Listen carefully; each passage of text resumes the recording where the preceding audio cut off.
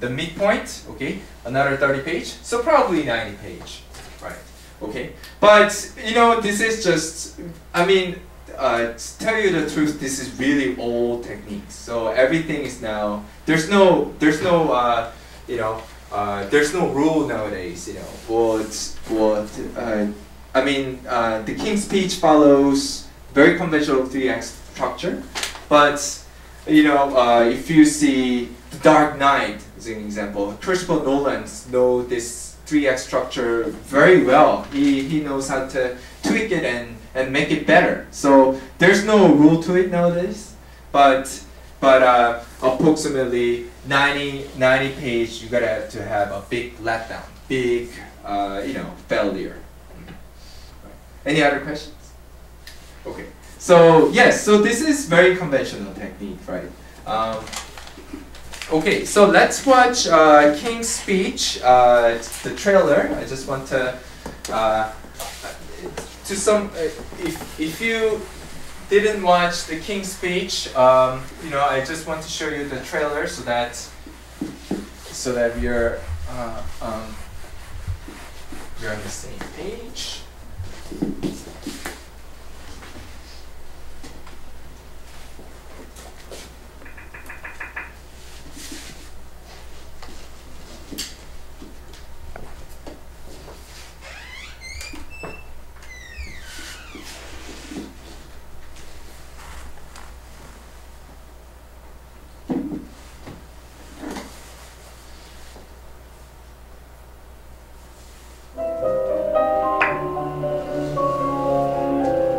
Husband is he's required to speak publicly. I have received.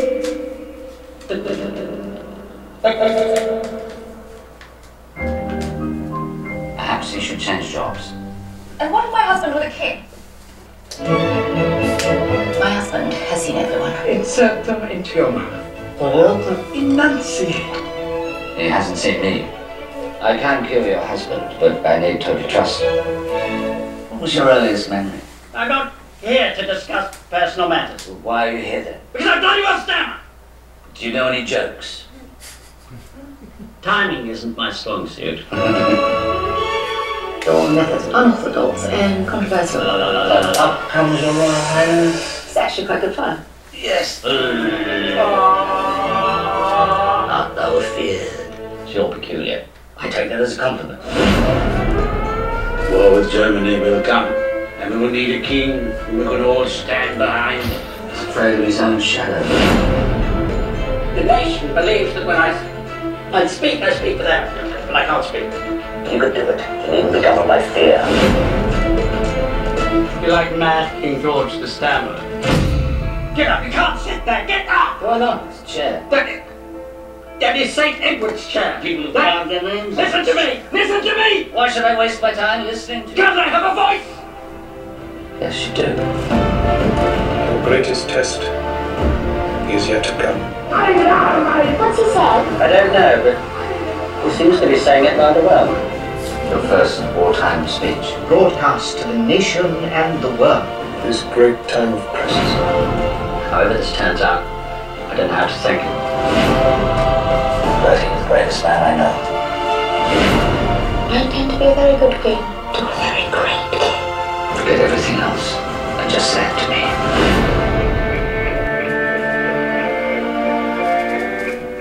Okay, so this is King's Speech. How many of you have seen it? Oh, a lot of people. Okay. All right. So, it was last year, right? It won the Oscar award, and then it competed with the Social Network. 2 movies were great, right? And a lot of people didn't expect this movie won the Oscar, but it has every element that can win the Oscar. Okay, it's very conventional Oscar movie. Okay, well, I'm going to talk about a couple of things that Oscar movies have. Okay, and we are going to talk about some scenes. Okay, so usually Oscar movie, if you think about Oscar movies, like I said, the world here, you know, I talked about world building, right? Okay, the world here is very, very big, very big. Okay, of course, the King's Speech. Okay, we're talking about the world of British Empire, right? And the Hot Locker. Okay, Iraq War. Okay, and Slumdog Millionaire. Okay, the world it takes place in, the physical world it's huge, right? Okay, this boy actually runs everywhere in India, right? So the world the story takes place in is very, very big. Okay, as opposed to let's talk about the story. Okay, the actual story that it takes place in, it's very intimate. Okay. Where that's very very simple rule of Oscar films. So, well, of course, King's Speech. This is just simply a guy trying to figure out how to fix his stammering. Okay, to trying to find him. Okay, who he really is. It's quite simply what this movie is about. And the Hall Locker too. It's a guy's obsession. Okay.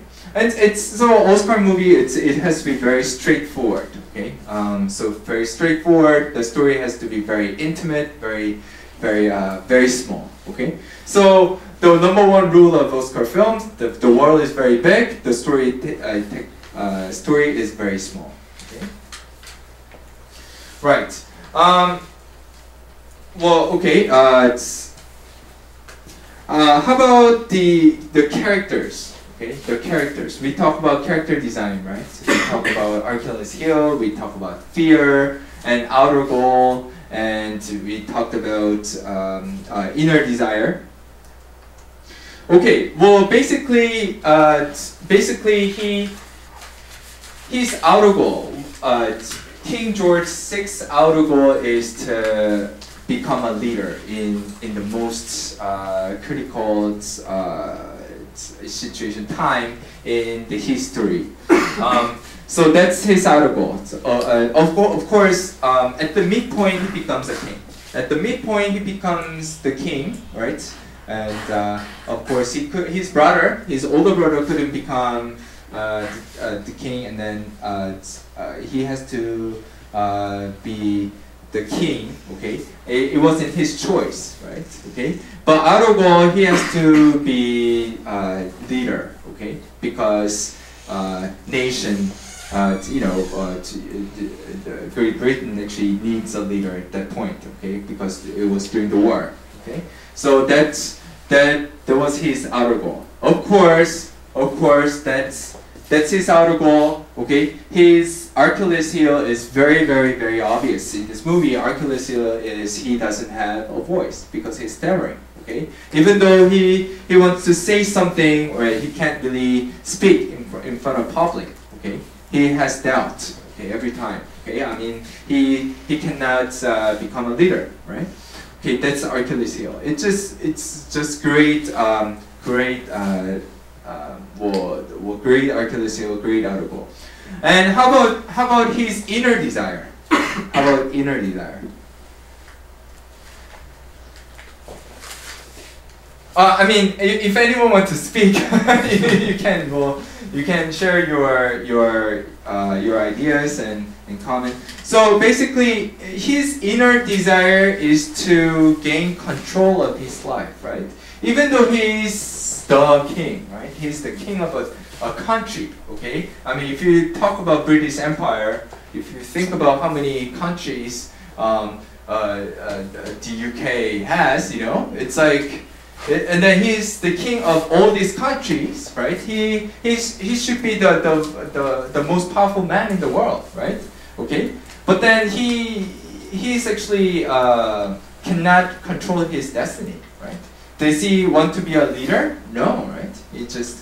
Everybody asked, kind of forced him to be a leader, okay? But he actually didn't want to be a leader, okay? He was very insecure. the whole time, right? But inner desire, he really wants to control his destiny. He really wants to be a leader for himself. Okay, for himself, he wants to be a leader. Okay, that was his inner desire.